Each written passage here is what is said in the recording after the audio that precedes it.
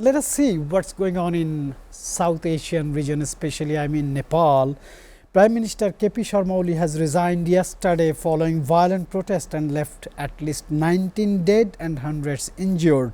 A video has emerged showing a crowd chasing and assaulting the finance minister, but my question is not that. My question is, where is KP Sharma Oli right now?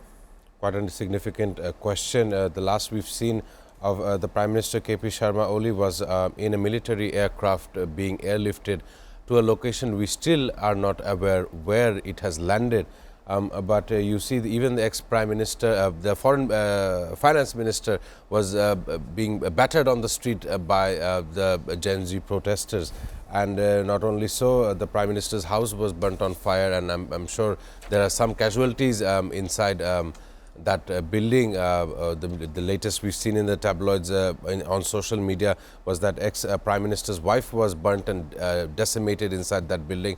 And many people are trying to understand the situation in Nepal. Even a Biman Bangladesh flight had been returned back home from Kathmandu. It was not allowed to land. And some people are looking towards the mayor of Kathmandu, I'm not sure of his name, to be the next leader to lead Nepal, who used to be a rapper, now is turned into a politician. So that's the latest from Nepal, but it's a mountainous region, and it's of course the gateway to the highest peak on earth. It has a vast tourism opportunities. It is a country that is so uniquely located in the Himalayan plateau that on one side it has the southern India and Bangladesh, the entire South Asia, and on the top it has China. So it's like a crossroads between the entire world, but no kind of information is readily available as of today regarding this incident. Belong this generation, he will understand better than us. Sir, do you think Gen Zs or new generation would love to have the service from the politicians rather than ruling the nation? Thanks for asking me that question. Of course, I was hearing Mr. Rashid try to point out how South Asian governments and South Asian countries are more of an oppressive kind towards their people, not in the mainstream, but definitely below the scenes or behind the scenes. They are very oppressive towards their people, and I believe that is one of the issues that continuously comes out regarding outside of a government. It's not just the Gen Zs that are affected. Other generations, I'm a millennial, you're a baby boomer, and we are all sitting on this panel, and we know that governments are oppressive in comparison to European nations. We see the prime ministers in various European nations traveling to work on a bicycle. It's quite true, and for the narratives and optics on screen, it looks quite good. But I want to come to the reason why this protest and what had happened in Nepal. It was due to the country's administration, which has now been ousted. They tried to block the social media.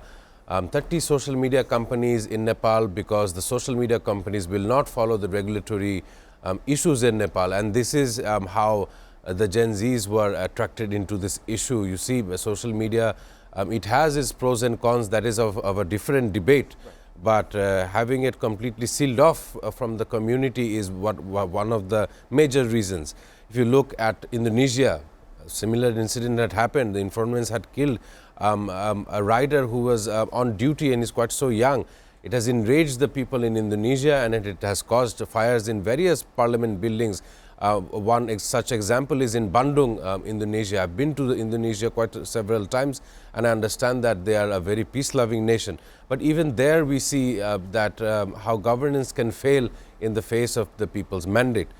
But the growing concern here, there's a pattern. It's Sri Lanka, it's Bangladesh, maybe if it's Indonesia, not in the scope of what has happened in Nepal, but subsequently what is happening is the respective armies are given that duty to look over the country like a protectionist policy. But once again, a spillover effect into other nations still loom very large. Especially as you know, look at our two neighbors. We have Myanmar that has been run by the military, holding an emergency situation, and in this December they'll have an election.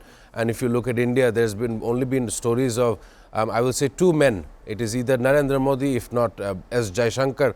They have been handling Indian issues for the last 14 or 15 years. Does the Gen Z in India see it otherwise? That's the biggest question that I have today. Of a new generation politician, he was a British Prime Minister. The quote was, "The younger generation is charged with building the future. Their politics is not just protest, but the blueprint of tomorrow." My question is related to Nepal. What lessons can be drawn from recent mass protest and violent incidents in Nepal, and do they signal a wider regional instability? I don't think so it's an instability, but it's a ultimate aspiration for changing way of governance, changing way of the leadership, political leadership. That's how I want to frame it as a positive narratives rather than a negative one. So my total, I echoed with this younger generation aspiration for a political governance free of corruption, free of plunderance in the public money, or welfare and well-being for the citizens as a whole. So that's the way this give us a message rather than a political instability. It give us a changing mode of governance is very much needed for this for the people in this next few years. The upcoming generations. Right, sir. Each new generation questions the rules they inherit, and in that questioning lies the heartbeat of democracy. Do you think new generation democracy will be more transparent, more relevant to the demands of the generation, and old politicians has to listen them, right, not to speak much? Do you think it's sir? Exactly. To be able to change with the time is definitely a caliber, and that's definitely should have for the older generations. And not only so, the Gen Zs that of course hold a bright future not only in our country and abroad, they should understand the relevance of experience. Older generations definitely have more experience in various fields. Of course, we have high expectations from Gen Zs and incoming generations, but you see, having high expectations also wield negative results. So once again, those who are younger, to me and to us as in general, they should definitely have a wide scale of understanding before having some kinds of notion. We know that even yesterday night, Daksu election was the capture of the event. I'm pretty sure you had tried to bring up that issue. It is definitely regarding the younger generation's aspirations towards a fair, free Bangladesh, demographic Bangladesh as well. What is your comment after you have heard the result? We are not doing any political shows, but what is the message has gone to the politicians? Yes, there is some foul play, but there is also some winning notions. But once again, I would want to point out that Bangladesh lives in the 20th century, not in the 21st century. Implementation of technologies and transparency go hand in hand. This is my opinion. I do not do any kind of political parties. But once again, ballots is pieces of paper. They can be copied, they can be manipulated, they can be shown otherwise. And so definitely in larger elections, one that is looming in Bangladesh, definitely should have implementation of technology to understand and to gain actual results. Definitely all is well for the benefit of the people.